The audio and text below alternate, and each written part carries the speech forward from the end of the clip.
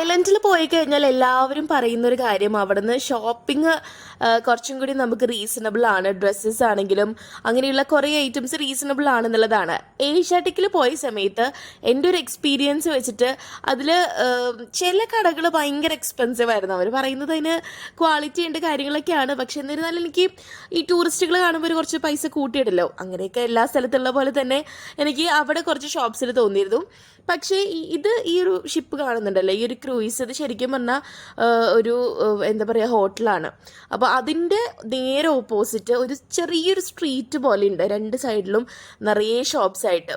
ഇതിൽ നമ്മൾ കയറിയിട്ടുള്ള കടയുണ്ടല്ലോ, ഭയങ്കര റീസണബിൾ റേറ്റ് ആയിട്ട് എനിക്ക് തോന്നി. എനിക്ക് ഭയങ്കര കുറ്റബോധം തോന്നിയൊരു കാര്യം, ഇവിടെ നമ്മൾ 80 തായ്പാട്ടോ അത്രയും ഇങ്ങോട്ട് റേഞ്ചിലാണ് ഹാൻഡ് ബാഗ് മേടിച്ചിട്ടുണ്ടായിരുന്നത്. അത് ഞാൻ ആക്ച്വലി ഗിഫ്റ്റിംഗ് പേർപ്പസിന് വേണ്ടിയിട്ട് എല്ലാവർക്കും അത് തന്നെ മേടിച്ചാൽ മതിയായിരുന്നു എന്ന് എനിക്ക് തോന്നിയിട്ടോ. ഭയങ്കര അടിപൊളിയായിട്ടുള്ള മെറ്റീരിയലും ക്വാളിറ്റിയാണ്.